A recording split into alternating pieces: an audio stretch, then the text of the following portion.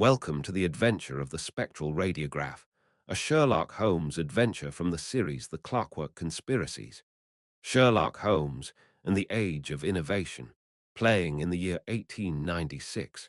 It is with some astonishment that I learn these old Edison wax cylinders, upon which I dictated case notes, have survived. They were experiments, you understand, an attempt to capture the immediacy of events often lost in my published accounts.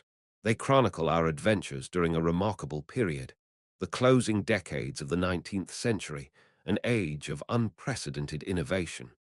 London hummed with new energies, electricity banishing the gaslight, engines challenging the horse. Yet progress cast long shadows, and my friend Sherlock Holmes found his singular methods increasingly entangled with the marvels and machinations of science, what one might term the Clockwork Conspiracies. These recordings offer a glimpse into that collision of human vice and mechanical ingenuity. Let me begin, then, with a case that perfectly illustrates this peculiar intersection of the modern and the macabre. I have labeled this account, The Adventure of the Spectral Radiograph, Chapter 1.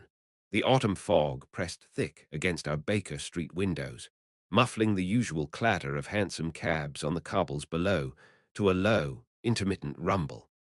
Inside, the familiar scent of Holmes's strong tobacco mingled with the comforting aroma of coal smoke from the hearth, where flames danced with a cheerful crackle. I had been attempting to decipher the latest medical journals, though my attention frequently drifted towards my companion. He sat hunched in his armchair, eyes closed, lost in some intricate mental puzzle. A sharp, decisive rap upon our door broke the quietude. It was not the tentative knock of a patient, nor the heavy tread of Lestrade. Mrs. Hudson admitted our visitor, and a moment later a woman stood framed in the doorway. She was dressed plainly, but with neatness, her posture erect, though a certain tension was palpable in her bearing. Raindrops glistened on her shoulders, suggesting a hurried journey through the damp London streets. "Pray be seated, madam. You have come from Scotland Yard, I perceive, yet you wish this consultation to remain unofficial. A matter of some delicacy, involving individuals of social standing, and perhaps a baffling element that defies conventional police methods," declared Sherlock Holmes. The visitor started, her eyes widening slightly. She stepped further into the room, the soft swish of her skirts barely audible above the fire. "Mr. Holmes, you are remarkably astute. I am Inspector Evelyn Hardcastle. And yes, my visit must remain entirely confidential. Official channels are unhelpful at present." Inspector Evelyn Hardcastle answered. "Inspector!" I exclaimed, unable to mask my astonishment. "I had no idea the Yard had begun to employ women in such a capacity," commented Dr. John Watson. "Precisely, Doctor, which is partly why I am here. My superiors are inclined to dismiss this affair as mere hysteria or commonplace fraud, but I believe it is something far more calculated. Have you heard of Madame Evangeline and her spirit photographs?" Inspector Evelyn Hardcastle replied. "The spiritualist sensation, vague newspaper accounts, seances, apparitions, catering to the bereaved and the gullible, I presume," remarked Sherlock Holmes. "Far more than that, Mr. Holmes. She produces photographic plates during her seances, plates that purport to show not only the living sitter, but also ethereal figures, ghosts, if you will." She placed several photographic prints upon the table between us. Inspector Evelyn Hardcastle answered. With a mixture of curiosity and trepidation, I examined one of the photographs. The image depicted a stern-looking gentleman, a recently deceased financier whose face I recalled from the papers. But it was the second figure that sent a chill through me. Hovering beside him, faint yet unmistakable, was a translucent female visage, her expression one of profound sorrow. As I glanced at the other prints, a pattern emerged. Each sitter was accompanied by a spectral presence. The cumulative effect was deeply unsettling. The unsettling part is the sheer accuracy. These, Apparitions often reveal details, intimate secrets of the deceased, known only to the closest family. Things whispered during the séance seemingly confirm identities. How, Mr. Holmes? It is causing immense distress and rumor in certain circles. Some believe her genuine, others fear exposure. I suspect blackmail, facilitated by a method I simply cannot fathom, remarked Inspector Evelyn Hardcastle. Double exposure is elementary, Inspector. Stage magic employs such tricks routinely, declared Sherlock Holmes. He tapped the faint image on one of the photographs. But you suggest something more. This is not mere trickery. It involves specific, verified knowledge. And the quality, there is a peculiar luminescence, an unusual clarity to these spirits, unlike standard photographic manipulation, remarked Sherlock Holmes. His tone shifted, losing its dismissive edge, replaced by keen interest. He paused, a thoughtful frown creasing his brow. There have been advancements. Röntgen's rays, electrical apparatus. Interesting. Very interesting indeed, Sherlock Holmes observed sharply. You see the anomaly, then. It is not simply fraud. It feels technologically sophisticated, beyond my resources to investigate discreetly, especially given the potential victim's desire for privacy and my colleague's skepticism, answered Inspector Evelyn Hardcastle.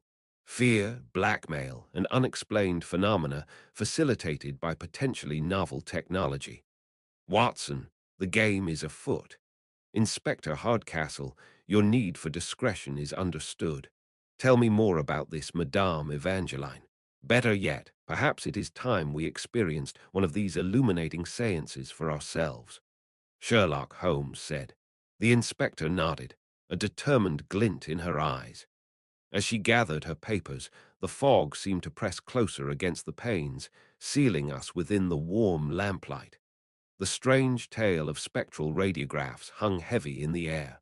Holmes was already lost in thought, his fingers steepled, contemplating the intricate web spun by the mysterious Madame Evangeline. Following Inspector Hardcastle's intriguing, if somewhat unorthodox, appeal, Holmes had secured our attendance at one of Madame Evangeline's celebrated séances. The address provided led us not to some shadowy back alley, but to a respectable, though perhaps overly ornate, townhouse in Marylebone. The muffled rumble of evening traffic faded as we were ushered through a heavy oak door, the sound dampened abruptly by thick velvet curtains lining the entrance hall. A hushed expectancy hung in the air, quite different from the cheerful bustle of our own quarters. The séance parlor itself was a study in calculated gloom. Crimson draperies swallowed the dim gaslight. A dozen chairs faced a small, polished table draped in black velvet. Our fellow attendees, London's well-to-do, sat pale and earnest in the low light. I noted amongst them the stern features of Lord Percival Blackwood, a man whose name carried considerable weight, his gaze fixed intently upon the empty chair at the head of the table. A faint, almost imperceptible scent hung in the air, sharp and unfamiliar beneath the cloying perfume favored by some of the ladies present. It was a clean, electric sort of smell, reminiscent perhaps of scientific laboratories I had visited, yet strangely out of place in this chamber devoted to the ethereal. Holmes, I saw, had already registered it, his nostrils flaring slightly as we took our seats. The door creaked open, and Madame Evangeline glided in. Draped in dark silks, her striking figure commanded attention, her fluid movements mesmerizing the assembled guests. With a solemn nod, she spoke, her low, resonant contralto filling the room effortlessly. The séance began with practiced solemnity, dimmed lights, clasped hands, and the low hum of the Madame's voice invoking the spirits. Spirits of the beyond, we gather in sincerity, seeking solace and connection. Reveal yourselves, if you will, to those who await your presence. Yes, I sense a presence. Who comes forth this night? Madame Evangeline said. What followed was undeniably effective theatre. Raps echoed from the walls, seemingly answering whispered questions. A cool draft, inexplicable in the sealed room, brushed against our faces. A faint, luminous shape seemed to coalesce above the table before dissolving. The effect upon the assembled company was profound. Gasps and stifled sobs were clearly audible in the near darkness. Even I, predisposed to skepticism, felt a prickle of unease. Beside me, however, Holmes remained impassive, his keen eyes narrowed not in fear, but in intense concentration. I observed him discreetly consulting his pocket watch, his head tilted as if listening not to otherworldly whispers, but to the precise timing and rhythm of the phenomena. The raps, I realized under his influence, occurred with a peculiar regularity, almost mechanical. And that strange, sharp scent seemed subtly stronger near the moments of greatest spiritual activity. The connection fades, the veil descends once more. Cherish the messages you have received. The spirits withdraw, carry their peace with you until we convene again. Madame Evangeline replied. As the séance drew to its conclusion, and the lights were gradually raised, revealing faces marked by awe and emotion, Holmes leaned towards me. The murmur of departing guests filled the room, the scuff of their shoes on the thick carpet. His voice was a low whisper, cutting through the lingering atmosphere. Observe, Watson, theatrics of a high order, certainly, but note the faint ozone tang, strongest when the apparitions were most pronounced. Note also the precision. Spirits, it seems, adhere to a remarkably predictable schedule. Sherlock Holmes responded. I considered his words. Ozone, the smell generated by electrical discharge, and the timing did seem unnaturally consistent for supposed supernatural whim. As we made our way towards the exit, I saw Lord Blackwood linger near the Madame. His voice was low, intense, barely audible above the departing guests. The usual arrangements stand, Madame, said Lord Percival Blackwood. Her reply was equally quiet, yet carried a distinct weight. As agreed, my lord, the results tonight were particularly compelling, Madame Evangeline answered. Blackwood gave a curt nod, his expression unreadable, before turning abruptly and leaving. The brief exchange, though overheard, spoke volumes. Electricity, Holmes, and mechanisms, Dr. John Watson commented. Precisely, Watson. Highly sophisticated apparatus, I suspect, masked by spiritualist mummery. Our Inspector Hardcastle may be closer to the truth than her superiors imagine. There is more to this than mere illusion. I sense a deeper, perhaps more dangerous, purpose at play, observed Sherlock Holmes. His words hung in the air as we stepped back out into the mundane gaslight of the Marylebone Street. The séance had provided questions rather than answers. As we paused on the pavement, adjusting to the chill night air, a figure detached itself from the shadows of a nearby alcove. It was Inspector Hardcastle, her expression taut with anticipation. Well, Mr. Holmes, Dr. Watson, your impressions, Inspector Evelyn Hardcastle said. Holmes drew on his gloves, his gaze sharp. Impressive theatre, Inspector, but theatre nonetheless. The distinct odor of ozone coinciding with the phenomena, coupled with an almost metronomic precision to the manifestations, suggests sophisticated electrical apparatus rather than spectral intervention, explained Sherlock Holmes. I nodded in agreement. The effect on the attendees was quite profound, however. Genuine distress and belief, commented Dr. John Watson. A flicker of relief crossed Hardcastle's face, quickly suppressed. My superiors see only the effect, not the cause. They speak of mass hysteria, not mechanics. Your observations confirm my suspicions, Mr. Holmes. There's technology at work here, but how? And to what end? The blackmail concerns remain paramount, replied Inspector Evelyn Hardcastle. Indeed, the apparatus is one line of inquiry. The other, Holmes mused, glancing back towards the townhouse, is how Madame Evangeline acquires the intimate knowledge she dispenses so effectively. That requires a different sort of mechanism entirely. Our work, Inspector, has only just begun. declared Sherlock Holmes. With a curt nod to the inspector, Holmes turned towards Baker Street, leaving us to contemplate the twin mysteries of hidden machines and stolen secrets that lay veiled within the seance parlour's crimson gloom. The chill, damp air of Scotland Yard seemed to seep into one's very bones, a stark contrast to the controlled theatrics of Madame Evangeline's seance parlour we had departed the previous evening. The constant, low thrum of the city was muted here, replaced by the sharp, rhythmic rapping of clerks' pens, the distant, urgent clatter of a telegraph machine, and the heavy tread of constables echoing along the stone-flagged corridors. We were shown into a small, functional office where Inspector Evelyn Hardcastle awaited us, standing by a window streaked with the grey drizzle that had settled over London. Her voice, though quiet, held a steely edge that cut through the room's drabness. "Mr. Holmes, Dr. Watson, thank you for coming on such short notice. I trust your experience last night was illuminating," replied Inspector Evelyn Hardcastle. Holmes offered a curt nod, his eyes sweeping the sparse room, taking in the utilitarian furniture and the stacks of official papers. "Illuminating, indeed, Inspector, though perhaps not in the manner Madame Evangeline intended. The presence of Lord Blackwood was particularly noteworthy," stated Sherlock Holmes. Inspector Hardcastle's expression tightened almost imperceptibly. She moved towards her desk, the rustle of her skirt barely audible against the background sounds of the yard. "Precisely," Inspector Evelyn Hardcastle replied. Inspector Hardcastle's gaze remained steady.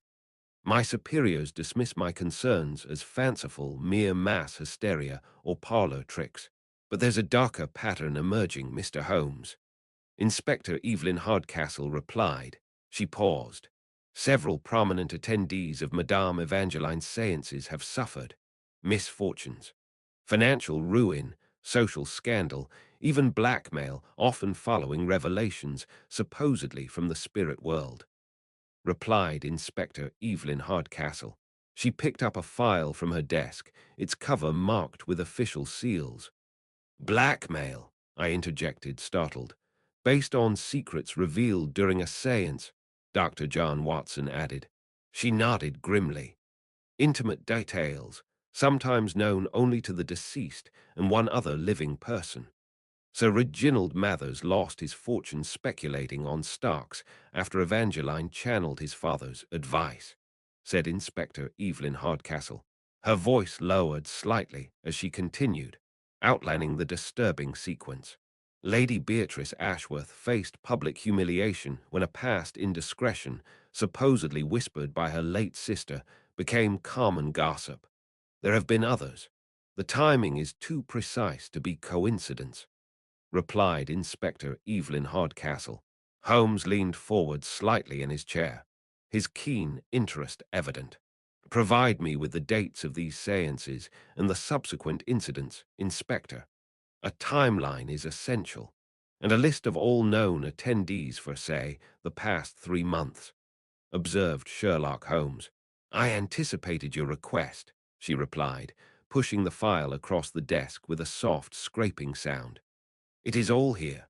My own inquiries have hit a wall of polite refusal and veiled threats, particularly where Lord Blackwood's circle is concerned," replied Inspector Evelyn Hardcastle. "Excellent, Inspector.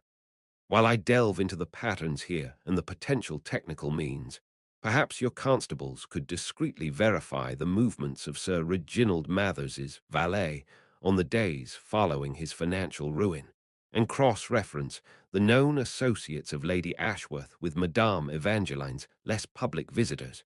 Focus on those who might benefit from their misfortunes," explained Sherlock Holmes. "Consider it done, Mr. Holmes. I'll assign Sergeant Miller to the Mathers matter immediately and have Constable Davies look into Lady Ashworth's circle. We must tread carefully, but we will gather what we can. Keep me informed of your progress, especially regarding the apparatus you suspect," Inspector Evelyn Hardcastle replied. Back at Baker Street, we settled into our familiar surroundings. Holmes spread the inspector's notes across the table, the scent of his strong tobacco filling the air as he paced. He paused occasionally, making precise notations. Outside, fog pressed against the window panes, while inside, the fire crackled merrily. Hours passed, marked by the ticking mantel clock and distant rumble of hansoms.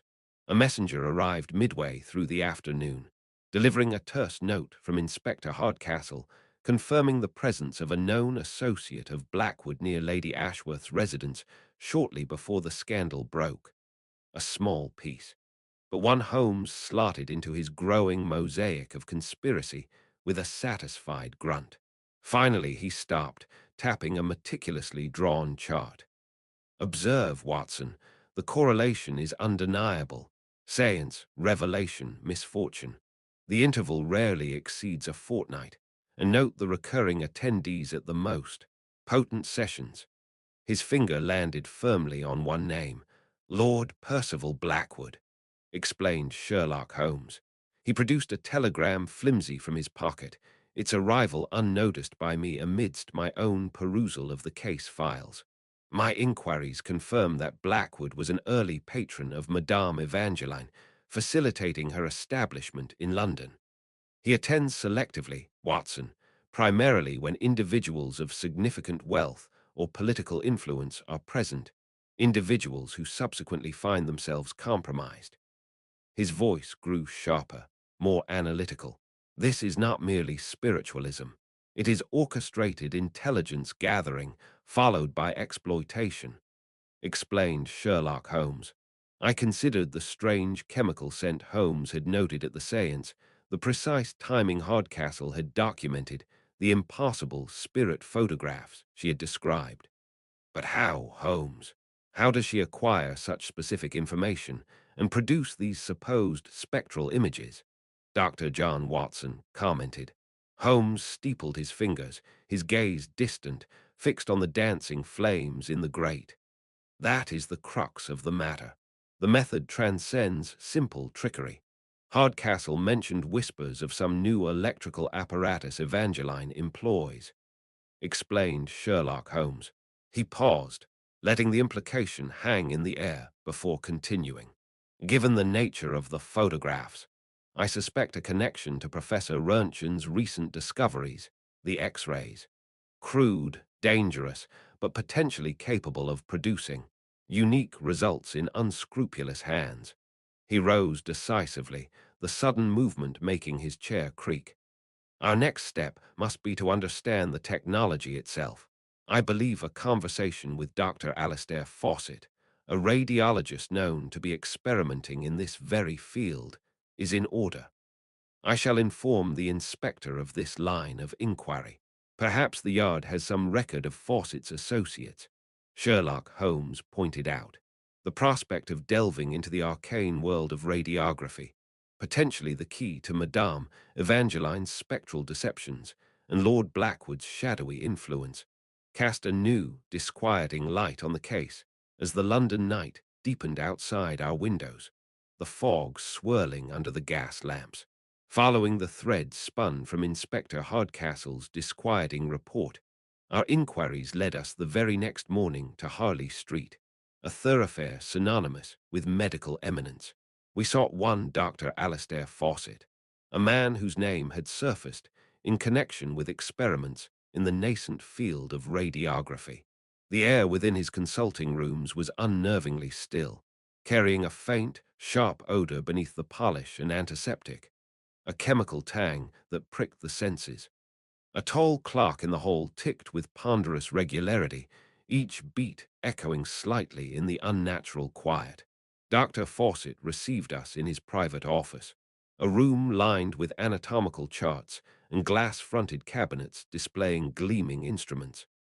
He was a man perhaps in his late 30s, with intelligent eyes behind spectacles, yet possessed of a nervous energy. This manifested in the restless, rhythmic drumming of his fingers upon his desk blotter. His smile of greeting seemed strained. Mr. Holmes, Dr. Watson, an unexpected honor. Pray be seated. To what do I owe this visit? Dr. Alastair Fawcett answered. Our visit concerns a matter of scientific curiosity, Doctor. Specifically, the remarkable work of Professor Roentgen and his discovery of X-rays. Sherlock Holmes said. Fawcett shifted uncomfortably in his leather chair, the drumming of his fingers ceasing abruptly as he clasped his hands together tightly. Ah, yes, a fascinating field, purely experimental, of course, very much in its infancy. Dr. Alastair Fawcett said, Indeed, I confess the practicalities intrigue me. The apparatus, as I understand it, is somewhat cumbersome. Crookes tubes, induction coils, substantial power sources, and the exposure times required to impress an image upon a photographic plate are quite significant, are they not? Sherlock Holmes said. Holmes paused, observing Fawcett intently. The doctor swallowed audibly, his gaze flickering towards the window where the muted sounds of London traffic, the rumble of wheels, a distant horse's whinny provided a low, continuous murmur. Exceedingly so, Mr. Holmes. Minutes, sometimes longer, depending on the density of the subject. And the images, well, they are crude shadows, lacking fine detail. More curiosities than diagnostic tools at present, said Dr. Alastair Fawcett. And the dangers. One hears reports from the continent of skin irritation, burns even from prolonged proximity to the rays. Heavy shielding is advised, I believe, Sherlock Holmes noted. Fawcett's face blanched, a sheen of perspiration visible on his brow. His hand trembled slightly as he pushed his spectacles higher on his nose, the lenses catching the light. Precautions are certainly necessary. It is powerful, unknown territory we are venturing into. But forgive me, gentlemen, I fail to see how my humble experiments relate to, well, to whatever business brings Scotland Yard's consulting detective to my door, remarked Dr. Alastair Fawcett. As Fawcett spoke, he gestured dismissively. In that moment, a flash of white caught my eye, his cuff. There, marring the pristine linen, was a dark, irregular stain. Faint, yet unmistakable. My medical mind recognized it instantly. The telltale mark of photographic chemicals. Holmes' eyes, missing nothing, flickered towards the stain for the briefest of instants before returning to Fawcett's face. His expression remained impassive, yet I sensed a tightening of his focus, the quiet click of a crucial piece falling into place within his mind. Perhaps no relation at all, Doctor, merely satisfying an academic interest in these modern marvels. You have been most informative. We shall not detain you further from your important work. Sherlock Holmes observed sharply. Fawcett escorted us to the door, his relief palpable yet mingled with a lingering apprehension. The heavy oak door closed behind us with a soft click. Once outside on the pavement, the sounds of Harley Street, the sharp clip-clop of hooves on tarmac, the distant cry of a street vendor, the general hubbub of the city seemed to rush back in, a stark contrast to the strained quiet of the consulting room. That stain on his cuff, Holmes, Dr. John Watson commented. Developer fluid, Watson. Quite fresh. Our nervous radiologist, despite his protestations about crude results and experimental dangers, has been handling photographic plates very recently indeed. Combine that with his evident anxiety regarding X-rays. I suspect Dr. Fawcett knows far more about Madame Evangeline's spectral phenomena than he dares admit. The question is, how is this bulky, dangerous technology being employed in her parlor? Our next step, I fancy, must take us closer to the source, perhaps even beneath it. Sherlock Holmes responded. After Holmes's intense scrutiny of Dr. Fawcett and the damning chemical stain on his cuff, our investigation turned beneath the surface. Holmes had obtained a map through sources he chose not to name. Equipped with this and a sturdy lantern, we found ourselves before a disused coal chute access, hidden behind a rundown hoarding not 50 yards from Madame Evangeline's respectable Marylebone establishment. As Holmes applied leverage with a crowbar, the heavy iron cover groaned in protest. A rush of cool, stale air met us. It was thick with the clinging smell of damp earth, and something else, a faint, metallic tang under the stronger scent of mold. Below lay utter darkness, broken only by the descending beam of our lantern. His voice, though lowered, echoed slightly in the enclosed space. "Careful, Watson. The steps may be treacherous.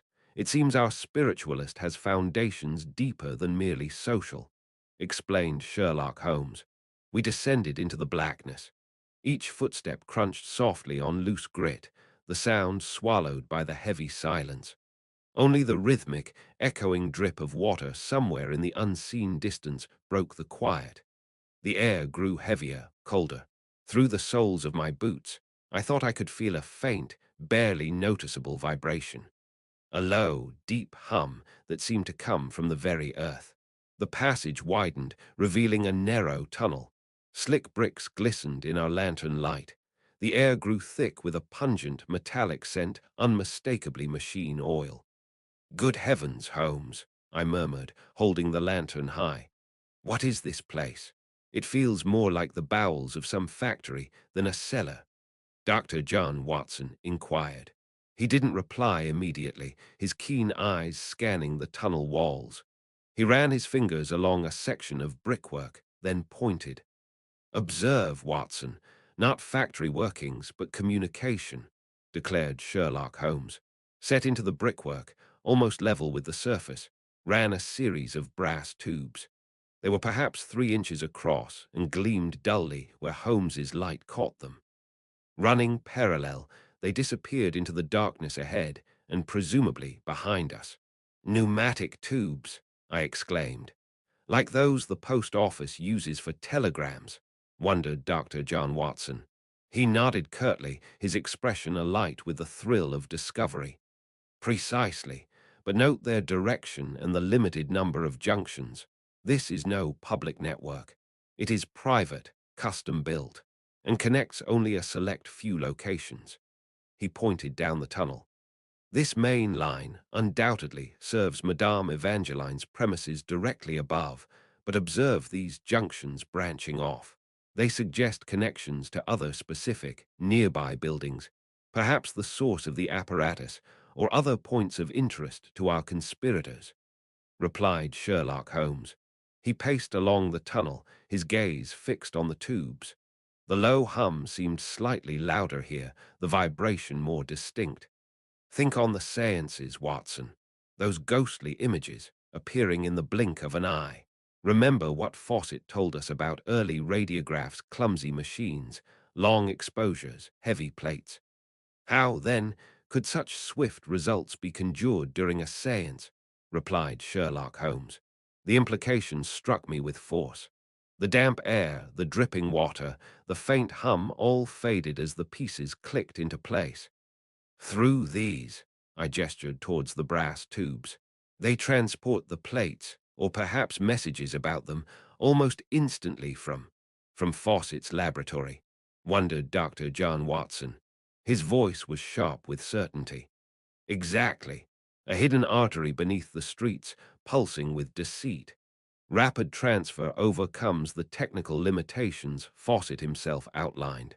It allows Madame Evangeline to present her spirit communications with convincing speed. But this construction—" He paused, kneeling to examine a joint in the tubing, his brow furrowed in concentration. "The workmanship is highly distinctive. Solid, precise, clearly built for purpose and secrecy," remarked Sherlock Holmes. He ran a gloved finger over the join, a thoughtful expression on his face. The faint scent of oil seemed stronger near the tube itself. When we emerged back into the relative freshness of the London night, leaving the damp chill and echoing drips behind, Holmes seemed preoccupied. He was focused not just on the discovery itself, but on the manner of its creation. "Such a specialized network required specialized skills, Watson," he mused, almost to himself, his eyes distant. "We must determine who possesses the unique talent required for such secret engineering," declared Sherlock Holmes. The oppressive dampness of the tunnels clung to our coats, even as we settled into the familiar warmth of Baker Street. Outside, November rain lashed the windows, its relentless drumming punctuated by the crackling hearth fire. Holmes, however, paid no heed to the elements. He paced before the mantelpiece, his brow furrowed, his energy radiating through the room despite his silence. The scent of wet wool mingled with the familiar aroma of his strong tobacco. He had brought back from our subterranean exploration several scrapings of metal and plaster. Along with detailed sketches he had made of the junctions within that peculiar pneumatic tube system. These lay spread upon the table, illuminated by the flickering gaslight, the rustle of the papers audible as he arranged them alongside the faint metallic scrape of the samples. Finally, he stopped his restless movement and jabbed a long, thin finger towards one of the sketches. His voice was sharp, cutting through the patter of the rain. Observe, Watson, the precision of these joins, the specific manner in which the bracing struts are affixed. Does it suggest anything to you? Observed Sherlock Holmes. I peered closely at the drawing. A neat, technical rendering of metal pipes meeting at an awkward angle within a crudely hewn passage. To my eye, it seemed sturdy enough, but revealed little more. It appears skillfully done, Holmes, certainly. But beyond that, Dr. John Watson commented. Skillful, yes, but of a very particular school, he retorted, picking up a small scraping of metal between his thumb and forefinger. This alloy, the tool marks here, specifically, the scoring left by the ratchet mechanism, they bear the unmistakable signature of the Clockwork gang. Sherlock Holmes observed sharply. The Clockwork gang, infamous for their intricate knowledge of mechanics and their daring subterranean robberies some years prior. They had vanished after their leader's capture, presumed disbanded. The name alone sent a slight shiver down my spine, a memory evoked by the mere sound of the words. Good heavens, Holmes! But what interest could they possibly have in Madame Evangeline's affairs? Responded Dr. John Watson. Just then, a sharp rap echoed from our downstairs door, loud enough to be heard over the storm. A moment later, we heard the distinct tread of Mrs. Hudson upon the stairs. She announced Inspector Hardcastle, who entered looking somewhat windswept, droplets of rain glistening on her shoulders, the faint swish of her coat accompanying her movement. Her voice was steady, though betraying a hint of fatigue. Mr. Holmes, Dr. Watson, I trust your explorations proved fruitful, Inspector Evelyn Hardcastle replied. Indeed, Inspector. We were just discussing the unique engineering challenges involved, Holmes replied smoothly, gesturing for her to approach the table. Watson questioned the motive for such specialized labor. The answer, I believe, lies not in the what, but the who and the why, Sherlock Holmes said. He paused, ensuring he had our complete attention, the firelight casting sharp shadows across his hawk-like features, the only sound the crackling flames. Consider the problem, he continued, his tone sharpening. We need a secret connection between 2 points, a spiritualist's parlor and a hidden laboratory. It must be swift, discreet, and able to transport fragile items like photographic plates, and it must navigate London's underground maze unnoticed. This, Inspector, is no job for ordinary workers. It demands rare skills, engineering genius and expertise in covert, underground operations. He tapped the sketch again, a sharp, distinct sound against the paper. Only one group possessed precisely that combination of skills, the Clockwork gang. The name hung in the air, heavy with past notoriety. Sherlock Holmes responded. Their involvement was not accidental, it was necessary, Holmes stated firmly.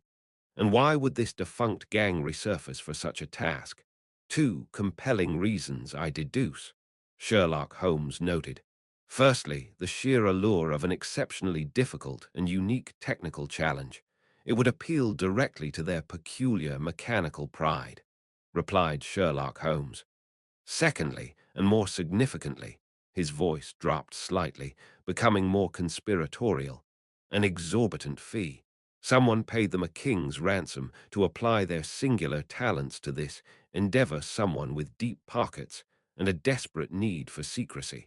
Someone like Lord Blackwood, Sherlock Holmes said. The inspector absorbed this, her expression thoughtful. The mention of Blackwood clearly resonated, her silence punctuated only by the storm outside. The Clockwork gang, contracted by Blackwood, she murmured, her voice low. It fits the pattern of his influence. But proof, responded Inspector Evelyn Hardcastle.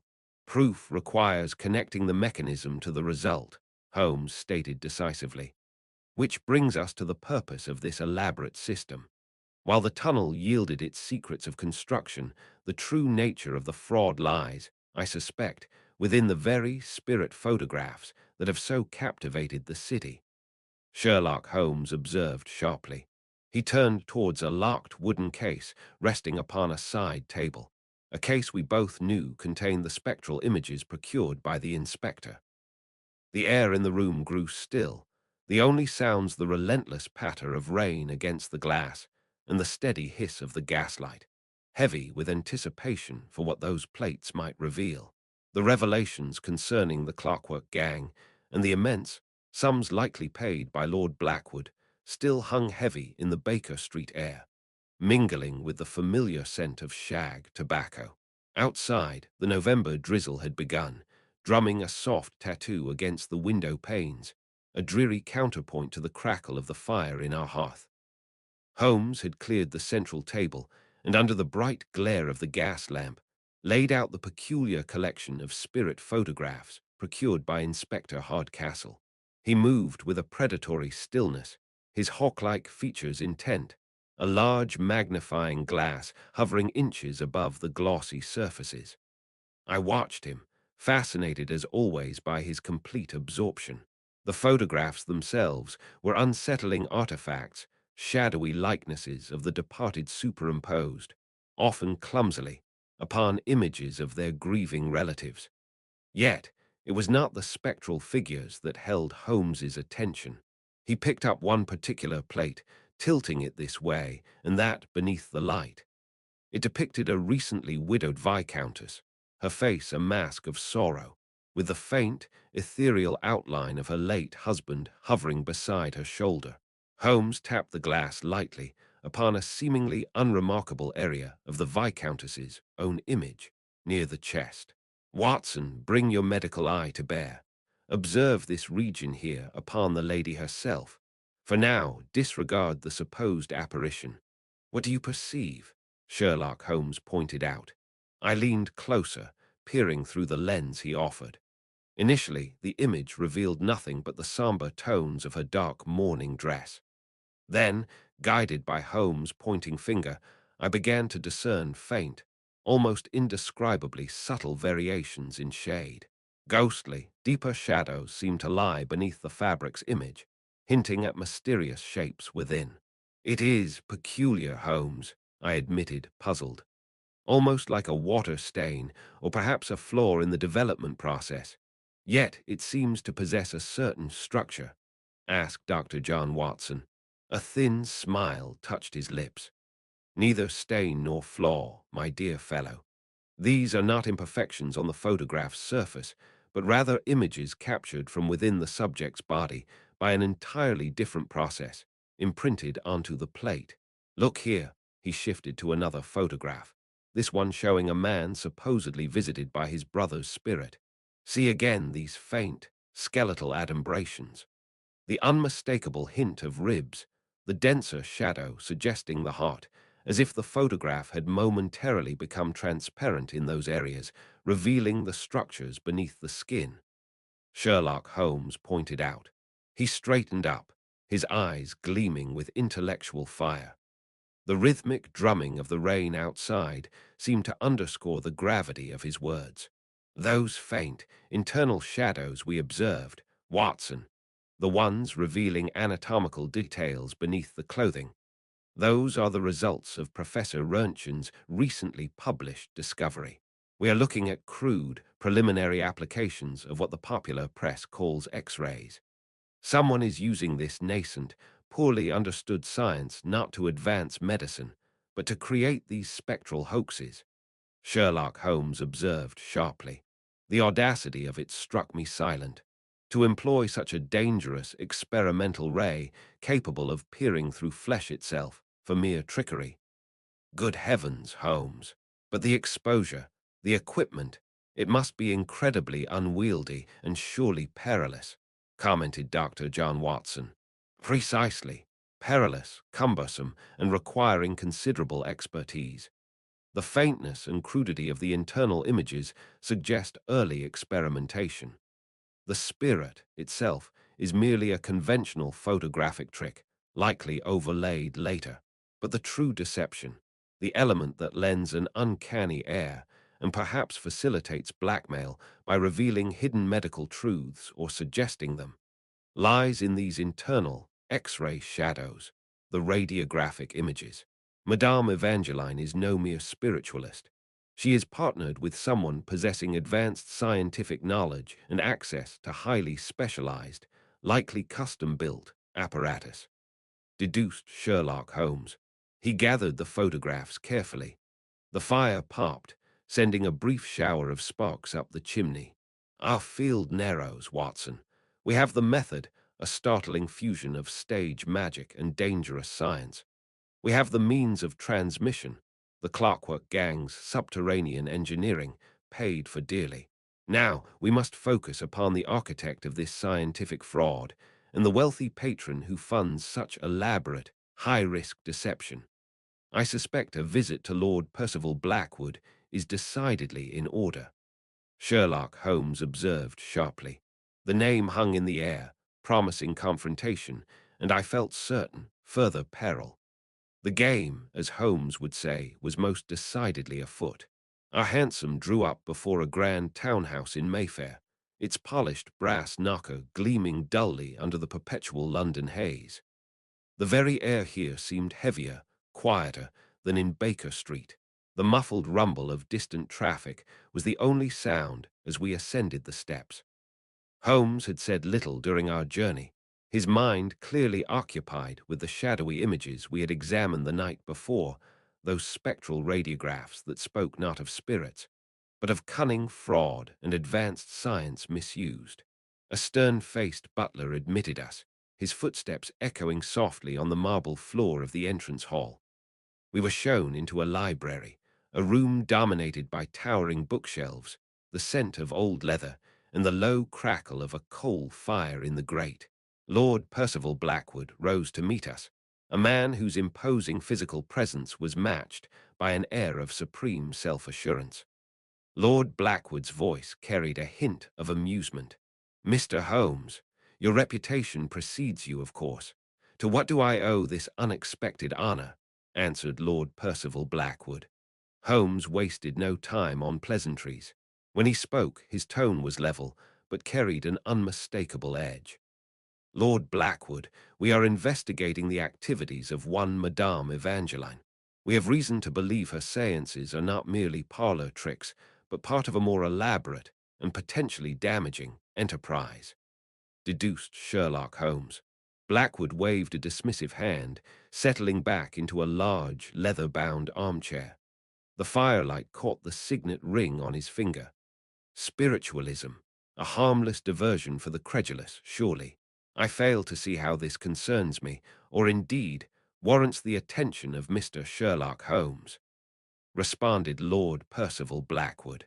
"It concerns you, my lord, because substantial sums of money have flowed from your accounts into those associated with Madame Evangeline, sums far exceeding mere payment for attendance at seances," remarked Sherlock Holmes. A silence fell, broken only by the rhythmic tick of a large grandfather clock in the corner. Blackwood's expression hardened, his eyes narrowing slightly. "My financial affairs are my own business, Mr. Holmes," answered Lord Percival Blackwood. "Not when they fund activities designed to ruin reputations," observed Sherlock Holmes. Holmes paused, allowing his words to sink in. "Consider the recent misfortunes of Sir Reginald Davies, his sudden withdrawal from the parliamentary race following whispers of a debilitating, hidden ailment revealed during a séance," declared Sherlock Holmes. He leaned forward slightly. "Or Lady Ashton, whose engagement dissolved amidst scandalous rumors originating from the same source. Both individuals happen to be significant rivals to your own interests, do they not? Holmes leaned forward slightly, his gaze fixed intently on the aristocrat. He tapped his long fingers together, a quiet, deliberate rhythm. The revelations provided by Madame Evangeline are remarkably specific, often touching upon matters of internal health or closely guarded personal secrets. Information seemingly gleaned from beyond the grave, Sherlock Holmes said. He let the phrase linger, watching Blackwood's impassive face, yet curiously aligned with the output of certain experimental radiographic apparatus, an apparatus requiring significant investment, remarked Sherlock Holmes. Lord Blackwood did not flinch, but a muscle twitched almost imperceptibly in his jaw. He stared into the fire for a long moment before speaking, his voice low and cold. "You are remarkably well informed, Mr. Holmes. Very well. Yes, I provided funds. This is a ruthless world. Information is power. If a charlatan possesses a novel means of acquiring leverage against one's competitors, one would be a fool not to utilize it," replied Lord Percival Blackwood. "Leverage? You mean blackmail? Fabricated medical conditions suggested by these X-rays, distorted secrets," remarked Dr. John Watson. He turned his cold gaze on me, a flicker of disdain in his eyes. "Call it what you will, Doctor, Evangeline or Miggs, as I believe her name truly is, gathers whispers and rumors. The good Dr. Fawcett provides the internal perspective. Together they craft narratives," replied Lord Percival Blackwood. Blackwood shifted slightly in his chair, steepling his fingers. "I merely provide the resources and suggest the targets. Davies' illness conveniently removed him from contention for the directorship. Ashton's unfortunate publicity cleared the way for a merger advantageous to my holdings. Necessary adjustments in a competitive landscape," responded Lord Percival Blackwood. The sheer, calculated cynicism of the man was chilling. He spoke of ruining lives as if discussing entries in a ledger. Holmes rose abruptly, the scrape of his chair legs loud in the quiet room. "Your candor, while repellent, is useful, Lord Blackwood. You have confirmed the mechanism and the motive. We shall trouble you no further today," replied Sherlock Holmes. Blackwood remained seated, offering a thin, humorless smile. "Be warned, Mr. Holmes. Some stones are best left unturned. There are forces at play here that even you might find inconvenient," Lord Percival Blackwood replied. We took our leave, the heavy front door closing behind us with a decisive thud that echoed in the street. Out in the grey afternoon, the air felt cleaner, though the implications of Blackwood's confession weighed heavily upon me. Good heavens, Holmes! The man admitted it, using X-rays and seance trickery to destroy his rivals, responded Dr. John Watson. Holmes hailed a passing cab, his expression grim but resolute as he opened the door. "Indeed, Watson. Blackwood provides the funding and the targets, Fawcett the technical means, and Madame Evangeline the performance. A tripartite conspiracy built on greed and deception," Sherlock Holmes pointed out. He settled back against the cushions as the cab rattled away over the cobblestones. "Now, we have the patron and understand the motive. Our next step is clear," observed Sherlock Holmes. Holmes's gaze was distant, already planning our next move. The web was intricate, but the central spider was coming into focus. "Tonight, Watson," he declared, his voice sharp with anticipation, "we pay another visit to Madame Evangeline. It is time to draw back the curtain on this spectral theatre," replied Sherlock Holmes. Armed with the damning revelations gleaned from Lord Blackwood, Holmes and I returned once more to the oppressive quietude of Madame Evangeline's establishment. The very air in the narrow hallway seemed thick with deceit, heavy with the scent of stale incense, and dust motes dancing in the slivers of gaslight piercing the gloom. A low, rhythmic ticking emanated from a grandfather clock somewhere deeper within the house. each beat seeming to measure out the final moments of the charade. We were shown into the familiar séance parlor, its velvet curtains drawn tight against the afternoon sun, creating an artificial twilight. Madame Evangeline sat upon her usual high-backed chair, a picture of serene confidence, though I fancied I detected a flicker of unease in her eyes as Holmes strode purposefully into the center of the room. The floorboards groaned slightly under his weight. "Mr. Holmes, Dr. Watson, an unexpected pleasure. Have the spirits called you back so soon?" Madame Evangeline, Clara Miggs, answered. "The spirits, madame, have been remarkably silent. It is earthly fraud, rather, that commands our attention, specifically your carefully orchestrated deception," Sherlock Holmes pointed out. A gasp escaped her lips, quickly suppressed. She drew herself up, her composure strained but holding.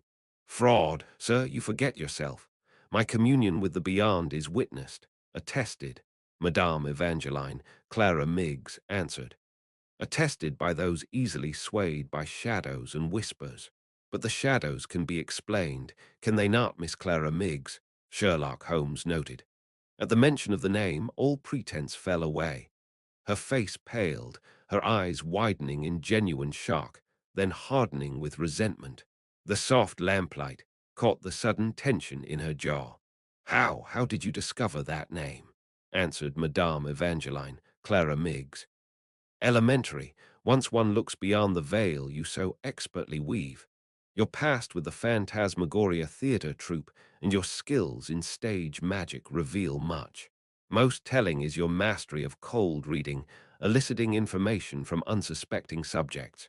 These talents, Miss Miggs, form the bedrock of your supposed spiritual gifts," Sherlock Holmes pointed out. Holmes paced the room slowly, his footsteps echoing slightly on the polished wood beneath the rug. He gestured towards the cabinet where the spirit photographs had appeared. "Your seances are masterpieces of misdirection. You employ dim lighting, evocative music, and a highly charged atmosphere. These elements distract while you gather snippets of information, perhaps whispered beforehand or gleaned through calculated questioning during the session itself. Your performance, Miss Miggs, is quite exceptional," declared Sherlock Holmes. "Stagecraft, perhaps, but the photographs, the radiographs, those are real," responded Madame Evangeline, Clara Miggs. "Ah, the radiographs, the scientific marvel underpinning the spectacle. They are indeed real X-ray images, but their presentation here is pure theater. They were taken elsewhere, I suspect, likely by your accomplice, Dr. Fawcett, perhaps opportunistically when subjects visited his practice. The question then becomes, how were they delivered unseen into this room during the séance? Recall, Watson, the peculiar network of tubes and shafts we noted, ostensibly for speaking or ventilation, but perfectly suited for transporting small, rolled plates from a hidden access point. They could then be delivered into the cabinet under cover of darkness and distraction," Sherlock Holmes observed sharply. "I recalled the odd fixtures and slight drafts near the cabinet, details once meaningless, now damning." Holmes's unwavering gaze bore into the woman. "Your skills made the illusion plausible, Miss Miggs. You provided the performance and the emotional context. Your seeming clairvoyance gave meaning to Fawcett's ghostly images, and I suspect aided Blackwood's insidious suggestions. But the true engine of this fraud lies not in spiritualism, but in misused science." She offered no further denial, only a weary sigh that seemed to stir the heavy air. "Fawcett, he assured me," remarked Madame Evangeline, Clara Miggs. "He assured you of profit, no doubt. But the true nature of his contribution, the source of these spectral radiographs, requires direct investigation. Watson, our next destination must be the laboratory of Dr. Alistair Fawcett. It is time we confronted the scientific heart of this conspiracy," replied Sherlock Holmes. He turned towards the door, leaving the unmasked medium sitting alone in the gloom, the ticking clock the only sound breaking the sudden, heavy silence. The scent of incense now seemed merely cloying, a cheap disguise for a sordid reality. The air in Dr. Alastair Fawcett's laboratory hung thick with the sharp tang of ozone and unfamiliar chemicals, a stark contrast to the cloying perfumes of Madame Evangeline's seance room. Wires snaked across the floor and benches, converging on strange glass bulbs and humming electrical apparatus, unlike anything I had previously witnessed.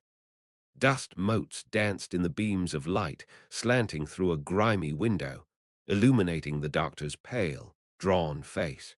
Inspector Hardcastle stood near the door, her expression resolute, while Holmes surveyed the scene with an unnerving intensity. The low thrum of machinery somewhere within the building provided a constant, unsettling backdrop. His voice, calm yet carrying an edge of steel, cut through the mechanical hum. Dr. Fawcett, we have already unraveled the theatrical elements orchestrated by Clara Miggs. Now, we require the scientific particulars. Explain, if you please, your precise role in this elaborate deception, declared Sherlock Holmes. Fawcett flinched, running a trembling hand through his already disheveled hair. He gestured vaguely towards a complex device, dominated by a large vacuum tube. His voice was thin and strained, barely above a whisper. He swallowed hard. It began as pure research, exploring the potential of Roentgen's rays. I merely sought to understand their properties, their penetrative power, answered Dr. Alastair Fawcett. Holmes leaned forward slightly, his gaze sharp as it fixed on the doctor. Indeed, and Madame Evangeline, or rather Miss Miggs, provided the subjects, unwitting participants in your experiments, whose skeletal structures and hidden ailments became fodder for her spectral theatre, Sherlock Holmes observed sharply. He swallowed hard. She persuaded me, said it was harmless, a mere novelty. She identified the individuals, arranged for opportunities, a brief exposure, often without their knowledge, using portable apparatus. Dr. Alastair Fawcett replied. Inspector Hardcastle stepped forward, her tone crisp and official. Portable apparatus constructed, we believe, with the assistance of the Clockwork gang. Their unique skills in miniature mechanics and concealed wiring were essential, were they not? Remarked Inspector Evelyn Hardcastle. Fawcett nodded miserably, avoiding her gaze. They handled the installations, the pneumatic tubes connecting certain premises back to this laboratory, the shielding required, remarked Dr. Alastair Fawcett. I felt compelled to speak, the pieces clicking into place with horrifying clarity. So the radiographs, the X-ray plates, were taken beforehand, sometimes days earlier, then sent here for development, remarked Dr. John Watson. Holmes nodded in agreement, turning his sharp gaze back towards the trembling doctor. Precisely, Watson. Fawcett developed them, and Miggs, armed with information gleaned through her own network or from Fawcett's accidental discoveries on the plates, would summon the specific image via the tube system during her seances, a masterful blend of cold reading, stagecraft, and cutting-edge science, all funded and directed by whom, Doctor? Deduced Sherlock Holmes. All eyes bore down on Fawcett. His shoulders slumped, his gaze fixed on the floor, the very picture of a man utterly broken. He whispered the name, heavy with guilt. Lord Blackwood. He financed the entire operation. He saw the potential. For influence, for control. He shielded us, provided resources, suggested targets, Dr. Alastair Fawcett said. Holmes gave a curt nod, his expression grim. The mastermind, providing the capital and the strategic impetus. Miggs, the performer and intelligence gatherer. You, Doctor, the unwilling engine of technology. And the Clockwork gang, the specialized labor. A complete conspiracy, Inspector, Sherlock Holmes said. A heavy silence fell in the laboratory, broken only by the persistent hum of the machinery. Outside, the distant clatter of a dropped tool echoed faintly. Here, the full, ugly picture was laid bare. Science twisted for profit and power, preying on grief and superstition. Inspector Hardcastle's voice was firm, leaving no room for doubt. Thank you, Doctor. Your cooperation, however belated, is noted. The web, as Mr. Holmes says, is complete. It is time for the law to act, remarked Inspector Evelyn Hardcastle. She turned towards the door, her purpose clear. The investigation was over. The time for apprehension had arrived. The chilling revelations within Dr. Fawcett's laboratory hung heavy in the air, thick as the fog gathering outside the grimy windows, muffling the usual clatter of carriages from the street below. Having unraveled the intricate threads connecting science, spiritualism, and high society blackmail, the time for decisive action was upon us. Inspector Hardcastle, her usual calm demeanor now sharpened by a steely resolve, moved with remarkable efficiency, coordinating the efforts of the Scotland Yard officers who awaited her signal. Her voice, though low, carried the unmistakable weight of authority. Right then, gentlemen, we move swiftly and simultaneously. Davies, you take your men to Madame Evangeline's establishment. Miller, you accompany me to apprehend Lord Blackwood. Mr. Holmes, Dr. Watson, perhaps you would oversee the arrest here, ensuring Dr. Fawcett remains. Cooperative, answered Inspector Evelyn Hardcastle. Indeed, Inspector, Holmes replied, his eyes gleaming with a familiar intensity.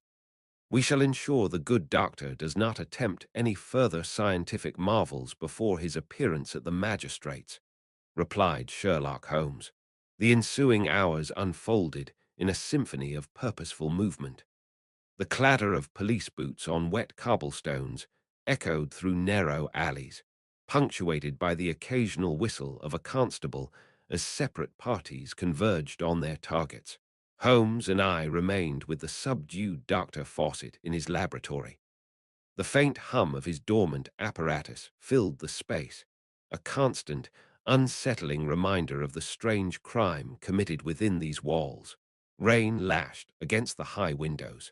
This waiting is unnerving, Holmes, I murmured, breaking the tense silence.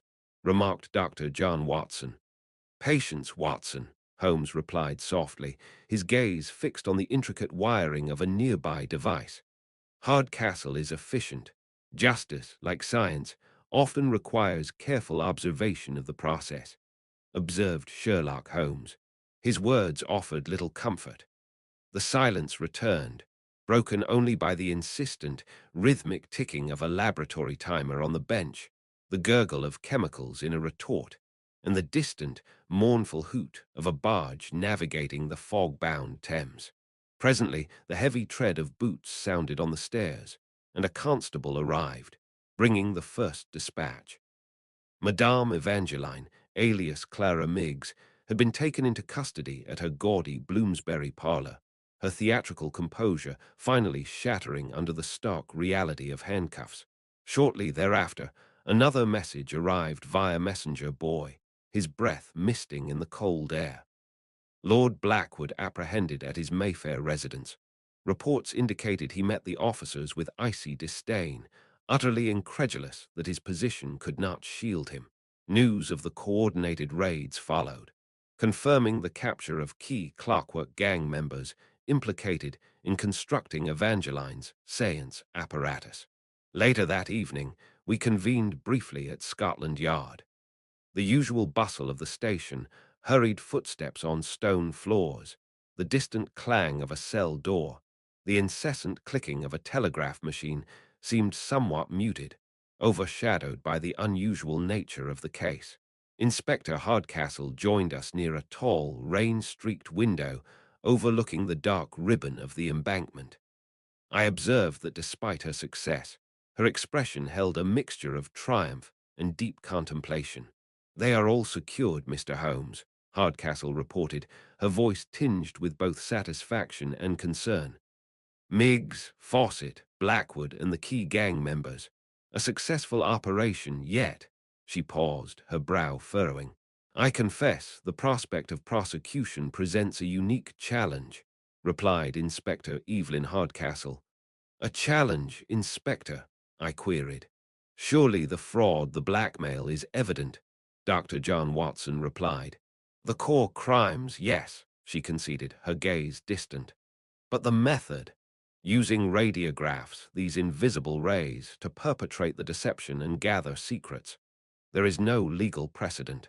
How does one articulate to a jury a crime facilitated by technology barely understood even by men of science? It is quite the legal quandary, replied Inspector Evelyn Hardcastle.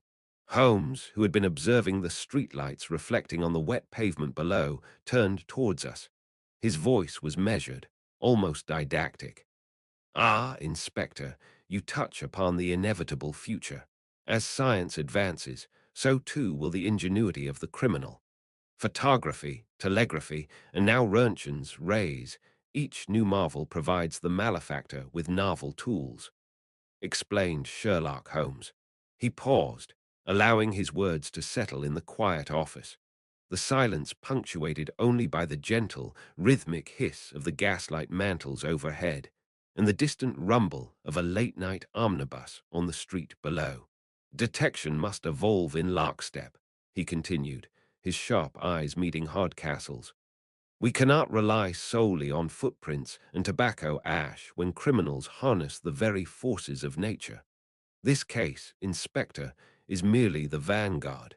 The spectral radiograph today, tomorrow, crimes we can scarcely yet imagine. It underscores the necessity for observation, deduction, and an understanding of the burgeoning scientific landscape, observed Sherlock Holmes. Inspector Hardcastle nodded slowly, absorbing Holmes's pronouncement. The arrests marked an end to this particular conspiracy, yet Holmes's words opened a door onto a far wider, more complex stage, a future where the shadows held not just human secrets, but technological ones as well. The full implications of this spectral affair, it seemed, were yet to be fully comprehended. The familiar comfort of our Baker Street rooms seemed amplified that evening, the tension of the preceding days having finally dissipated with the successful conclusion of the affair. Outside, a steady November rain drummed against the window panes, blurring the gaslight glow from the street below. Within, a cheerful fire crackled in the hearth, casting dancing shadows upon the walls lined with Holmes's indexes and my own modest collection of medical texts. Inspector Hardcastle sat opposite Holmes, a cup of tea steaming gently in her hands, the weariness of the investigation softening the usual sharp lines of her determined features. For a time, the only sounds were the crackling flames and the rhythmic patter of the rain.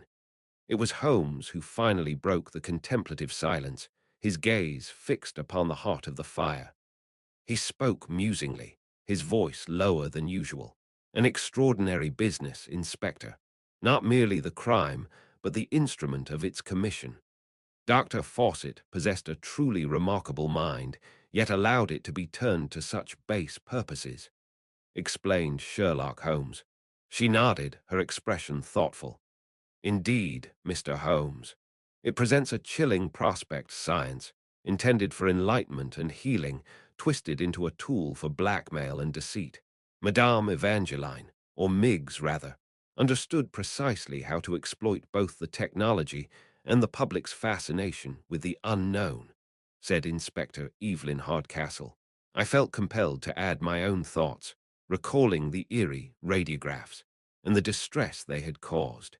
It is the very pace of discovery that seems unsettling, I ventured. Roentgen's rays were unveiled scarcely a year ago, yet already they are employed in such a nefarious scheme. It makes one wonder what unforeseen consequences other advancements might bring, Dr. John Watson said. Holmes shifted, retrieving his pipe from the mantelpiece.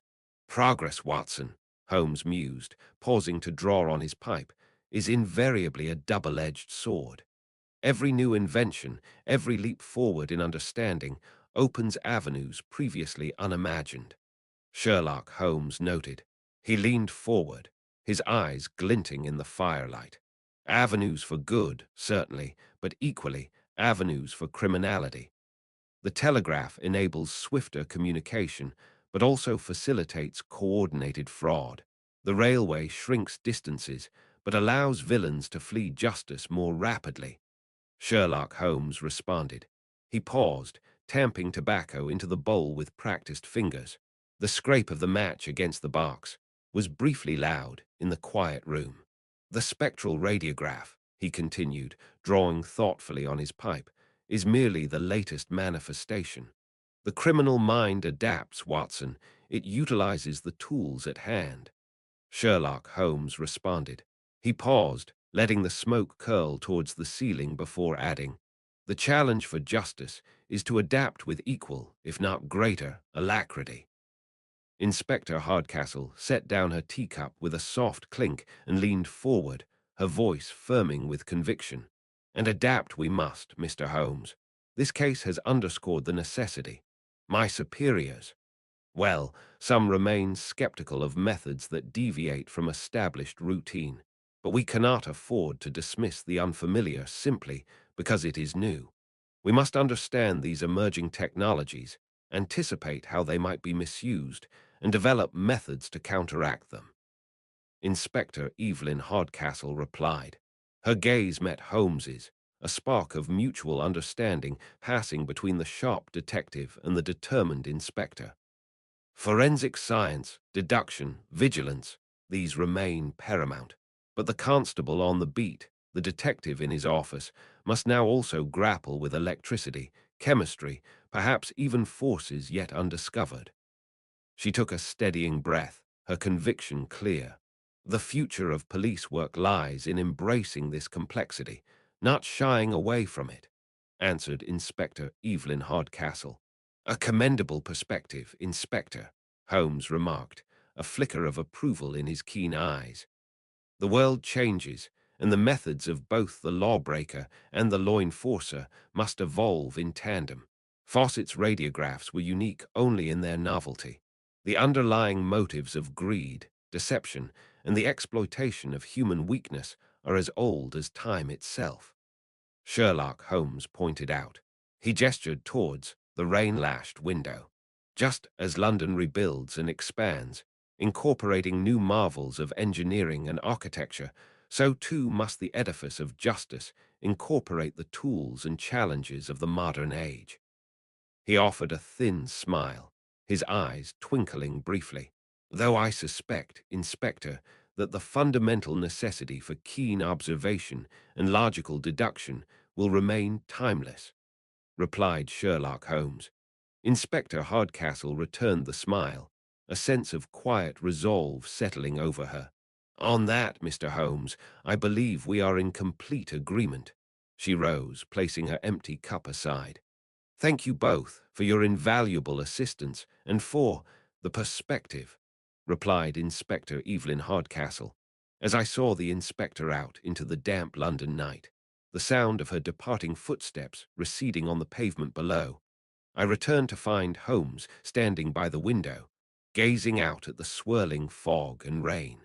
The firelight glinted off the lens of the magnifying glass he idly turned in his hand. The case was closed, the culprits apprehended, yet the echoes of progress, both wondrous and worrying, seemed to linger in the Baker Street air, a testament to the ever-shifting landscape of our modern world.